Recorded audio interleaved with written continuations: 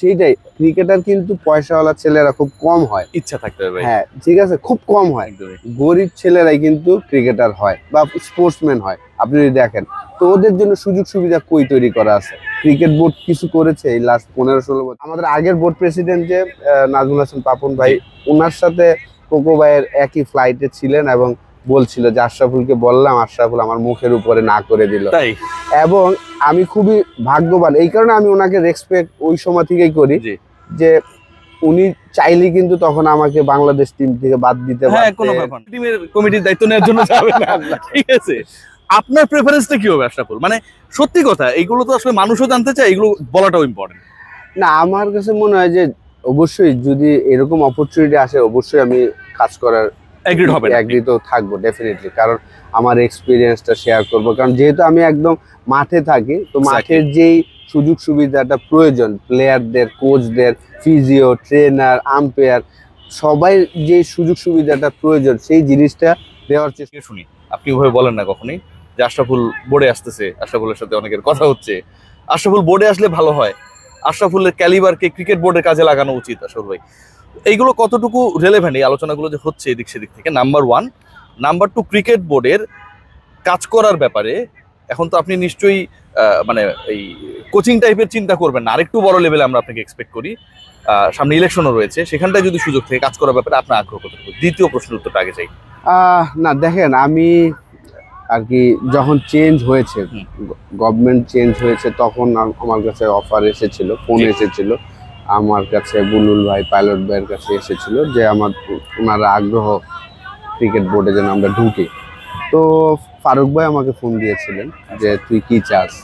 তো আমি প্রেসিডেন্ট হওয়ার আগে জাস্ট আগে 2-3 দিন আগে ফোন দিয়েছিলেন যে বোর্ড ডাইরেক্টর না কোচিং এ কোনটাতে তুই কমফোর্টেবল। আপনি কি বললেন? আমি ওই সময়টা ভেবেছিলাম যে বোর্ড ডাইরেক্টর হওয়ার জন্য, কারণ কোচিং তো আমি শুরু করছেন আর কি, কারণ বোর্ড ডাইরেক্টর তো আর আমি লম্বা সময়ের জন্য হওয়ার চিন্তা ছিল না, হয়তোবা যতদিন এই গভর্নমেন্ট থাকবে, মেন গভর্নমেন্ট না আসা পর্যন্ত ততদিন হয়তোবা ইন্টারিম সময়টা, সেটাই ওইটার প্ল্যান ছিল যে ওই সময়টা আমি তাহলে কাজ করার চিন্তা ছিল। কিন্তু লং রান যদি বলেন, লং রানে আমি কোচিং এর জন্যই প্ল্যান করেছি, কারণ আমি লেভেল 3 কোচিং কোর্স করেছি। এই বছরটা আমি পুরোপুরি কোচিং করাচ্ছি, গ্লোবালের রংপুরের সাথে কাজ করেছি, বিপিএল এর রংপুর এবং ঢাকা প্রিমিয়ার লিগের ধানমন্ডি শেখ জামালের সাথে, ধানমন্ডি স্পোর্টস ক্লাবের সাথে করছি, এবং ওমেন ক্রিকেটও গুলশান ইউথ ক্রিকেট ক্লাবের হয়ে করছি। আলোচনাটা আগালো না কেন আশরাফুল? পরে তো আসলে আমিও ঠিক জানি না কেন আর আগায় নাই। আমিও আসলে এগুলো তো আমার মনে হয় যে আপনি তো জানেন যে বাংলাদেশে যে কোনো কাজ করার জন্য আপনার হয়তোবা একটু নিজেরও মুভমেন্ট করতে হয়, তবদিরও লাগে, হয়তোবা আমি তো একদমই আপনি ওই লাইনে কখনোই তোষামতকারী গ্রুপের মধ্যে আপনি নিজেকে এটা আপনি করেন না। আমি খুব ভালো আছি আমার ফ্যামিলি নিয়ে, মাশাআল্লাহ, আলহামদুলিল্লাহ, এবং আমি মাঠে থাকতেই বেশি এনজয় করি। আপনি ওই মানুষটাকে রেসপেক্ট দিয়ে কিন্তু ওই টুর্নামেন্টে খেলেছেন প্রত্যেকটা সিজনে, 3 সিজনস মনে হয়। হ্যাঁ, না, লন্ডনে প্রত্যেক বছরই আসলে কোকো কাপ একটা ক্রিকেট টুর্নামেন্ট হয় টেপ টেনিসে। যেহেতু আমি এভরি ইয়ার লন্ডনে খেলতে যাই এবং আমি ওই টুর্নামেন্টটা পার্টিসিপেট করে থাকি। লাস্ট ইয়ারও এটার জন্য কখনো আশরাফুল মাথার মধ্যে কোনো কিছু কাজ করে না? এই যে থাকে না, মানে অনেকে তো অনেকে আক্রোশে ফেলে ধরেন, এই রিস্কটা কিন্তু থাকে, ক্যালকুলেটিভ রিস্ক কিন্তু থাকে।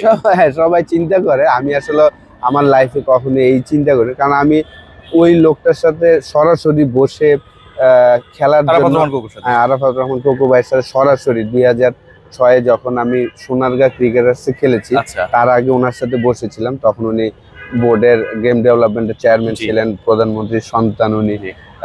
ওই ভাব কি ছিল তার মধ্যে? না, সেই কারণেই আসলে আমার ওই সাহসটা হয়েছে যে উনি আমাকে বলছেন যে আশরাফুল সবাই তো এই টিমে খেলতে চায়। আমি বলছি হ্যাঁ, আমিও খেলতে চাই, কিন্তু আমার যে একটা অফার ছিল, আপনি যদি এইটা দেন তাহলে আমি খেলবো, এছাড়া খেলবো না। আপনি ওইখানে মোটামুটি আপনার পারিশ্রমিকটা আমি চেয়েছি, প্রফেশনাল ছিল। হ্যাঁ, যেহেতু আমি তখন আমি আসলে it should be like that, না আপনি অন্য ফ্যাসিলিটিসও চাননি না, যেটা আমি, হ্যাঁ, আমার, এবং উনি 3 বার বলেছিলেন যে আশরাফুল তুমি 2 দিন পরে বলো। আচ্ছা, তো সবাই তো আসলে চিন্তা করতো যে হ্যাঁ, আরাফাত রহমান কোকো ভাই প্রধানমন্ত্রীর ছেলে, ওই চিন্তা হয়তো সব চুপ হয়ে যেত। আমি বলছি না ভাই, আপনি যদি আমাকে এটা দেন তাইলে আমি খেলবো, এছাড়া খেলবো না। আচ্ছা উনি 3 বার বলছে যে আশরাফুল তুমি 2 দিন পরে বলো। আচ্ছা আমি বলছি না কোকো ভাই যদি ওইটা দেন। পরে তো আমাকে আসলে ইশতিয়াক ভাই সোনারগাঁ ক্রিকেটার্সের উনি আমাকে বিরাট ওই সময় হ্যাঁ 2006-এ জি 9 লাখ টাকা অনেক যেটা টাকা হাইয়েস্ট পেড। একদম এর আগের বছর আমি হাইয়েস্ট পেড ছিলাম, বিমানের হয়ে খেলেছিলাম 5,25,000 টাকা। ওই 2005-এ ওইটা হাইয়েস্ট পেড ছিল। তারপর তো ইশতিয়াক ভাই আমাকে নিলেন সোনারগাঁয়ে। হুম। তো আমাদের আগের বোর্ড প্রেসিডেন্ট যে নাজমুল হাসান পাপন ভাই, ওনার সাথে কোকো ভাইয়ের একই ফ্লাইটে ছিলেন এবং বলছিল যে আশরাফুলকে বললাম, আশরাফুল আমার মুখের উপরে না করে দিল। তাই এবং আমি খুবই ভাগ্যবান, এই কারণে আমি ওনাকে রেসপেক্ট ওই সময় থেকেই করি জি যে উনি চাইলে কিন্তু তখন আমাকে বাংলাদেশ টিম থেকে বাদ দিতে হ্যাঁ পারতেন, কোনো ব্যাপার না, ক্রিকেট থেকে। এগুলো অনেক হইছে হ্যাঁ, আশরাফুল, আর কি লাস্ট 15 হ্যাঁ বছরে অনেক হইছে, এগুলো আমরা এরকম দেখছি, হয়েছে। এগুলো হইছে এই কারণে ওনার একদমই। যে রেসপেক্টটা, একদমই আমি এভরি টাইম যখন ইংল্যান্ডে যাই এরকম যদি কোকো ভাইয়ের নামে কিছু বলে আমি সাথে সাথে যাই, কারণ উনি মানুষটা অসাধারণ ছিল। একদমই তো এই রেসপেক্টটা এখান থেকে আসে। এই জায়গায় আসলে কোন গভর্নমেন্ট আছে, কে আছে, আমি এটা আসলে খেয়াল করি। দেখেন আমি যখন তত্ত্বাবধায়ক সরকারের সময় 2005-এ হুম। আমি তো ইংল্যান্ড থেকে সেঞ্চুরি করে আসলাম অস্ট্রেলিয়ার সাথে, তখন তো ম্যাচ জিতানো। তত্ত্বাবধায়ক সরকার ছিল সাবের হোসেন চৌধুরী। উনি আমাকে বললেন যে জিপিএ 5 পেয়েছেন এসএসসি এইচএসসি, এবং সেখানে এক্স প্রধানমন্ত্রী শেখ হাসিনা উনি থাকবেন। আমার কিন্তু ওই ভয় ছিল না, কারণ আমি তো স্পোর্টসম্যান, ঠিক না?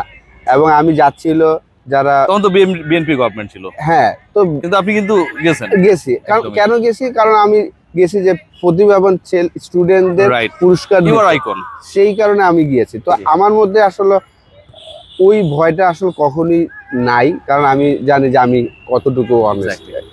এটার জন্য আশরাফুল, নেক্সট ইলেকশন তো চলেই আসবে কিছুদিন পরে, ধরেন অনেকের মতো করে আসলে মাঠ গুছাচ্ছেন, এগুলো খুব স্বাভাবিক, হবেই, খুব স্বাভাবিক, বুঝছেন, টিম গোছানোর মতো, যেমন আপনি এই মধ্যে ধানমন্ডি স্পোর্টস ক্লাব করছেন।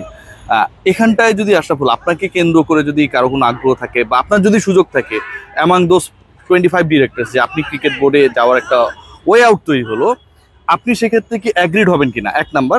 দ্বিতীয় যেটা, যদি আপনি অ্যাগ্রিড হন, নিশ্চয়ই আশরাফুল মেডিকেল টিমের কমিটির দায়িত্ব নেওয়ার জন্য যাবেন না, ঠিক আছে? আপনার প্রেফারেন্সটা কি হবে আশরাফুল? মানে সত্যি কথা, এইগুলো তো আসলে মানুষও জানতে চায়, এগুলো বলাটাও ইম্পর্টেন্ট।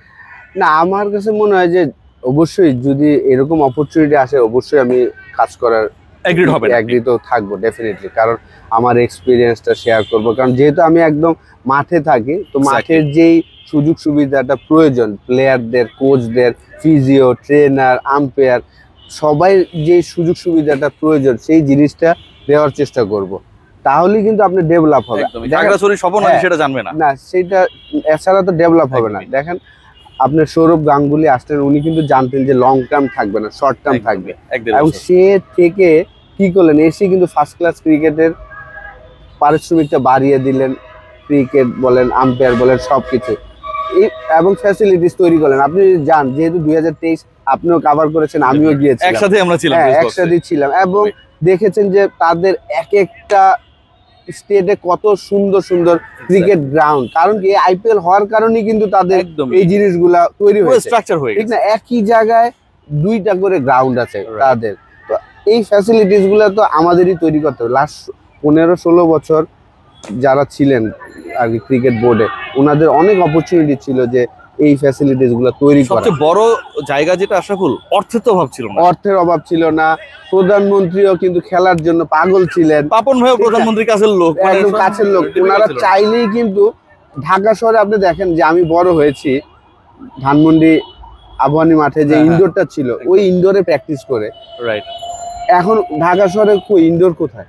আপনিও যাইতে হবে মাস্কোতে, আপনি যাইতে হবে মিরপুর স্টেডিয়ামে, এই জায়গাতে সবার ঢোকার অ্যাবিলিটি নাই, ঠিক না? কারণ আমি বড় হয়েছি ফ্রি টাকা প্র্যাকটিস করে। ক্রিকেটার কিন্তু 60 জনের মধ্যে ছিল না আশরাফুল, কিন্তু গণিসারে আমি ঢুকে গেছিল। সেটাই, ক্রিকেটার কিন্তু পয়সাওয়ালা ছেলেরা খুব কম হয়, ইচ্ছা থাকতে হবে, হ্যাঁ ঠিক আছে, খুব কম হয়। গরিব ছেলেরাই কিন্তু ক্রিকেটার হয় বা স্পোর্টসম্যান হয়, আপনি যদি দেখেন। তো ওদের জন্য সুযোগ সুবিধা কই তৈরি করা আছে? ক্রিকেট বোর্ড কিছু করেছে এই লাস্ট 15-16 বছর যে না ওদের জন্য আমি, যেমন ওয়াহিদুল গনি স্যার, সেই 95 থেকে শুরু করে এখন বিনা পর্যন্ত পয়সায়। বিনা পয়সায় অঙ্কুর ক্রিকেটার্স যে চলছে, এরকম আর একটা একাডেমি দেখা দিতে পারবেন? অঙ্কুর ক্রিকেটার্স তো ইয়ারলি 5 কোটি টাকা পাইতে পারে তো ফ্যাসিলিটিস দেওয়ার জন্য, ব্যাট দেওয়ার জন্য, প্যাড দেওয়ার জন্য। ওয়াহিদুল গনি স্যার তো টাকা মাই দেখাবে না, না, মানে এটা গ্যারান্টেড। হ্যাঁ, সেই 95 থেকে এখন 2025 না, এক্স্যাক্টলি। তো অলমোস্ট 30 বছর উনি কিন্তু ফ্রি ওনার এখান থেকে, এবং ওইখান থেকে আমরা 4টা টেস্ট প্লেয়ার বার হয়েছি। আরো 2টা প্লেয়ার বাংলাদেশে, বিপ্লব এবং রকিবুল, 2টা Yeah. বাংলাদেশ টিমের, মানে Yeah. 6টা ইন্টারন্যাশনাল প্লেয়ার কিন্তু স্যারের এই একাডেমি থেকে বের হয়ে আসছে। আর কয়টা একাডেমি আছে আপনি দেখবেন যে এরকম একদমই না। তো এই কারণে সুযোগ সুবিধা তৈরি, অবশ্যই যদি আমার অপরচুনিটি থাকে, কোন যদি মনে করেন, পথটা? এইটা আমি ঠিক এখন বলতে পারবো না যে জি। হয়তোবা, অবশ্যই আপনি যেটা মেডিকেল, লজিস্টিক্স, মার্কেটিং কি জান? ওইসব জায়গায় তো ওই নলেজ তো আমার নাই। আমার নলেজ ক্রিকেট মাঠে, অপারেশনস ডেভেলপমেন্ট, এই টাইপের। এইসব নলেজে আপনি যদি আমাকে ইনভলভ করেন, তাহলে হয়তো অপরচুনিটি থাকলে আমি কাজ করতে পারবো। Thank you so much Mohammad Ashraful for your precious time. আপনাকে ধন্যবাদ। Great meeting.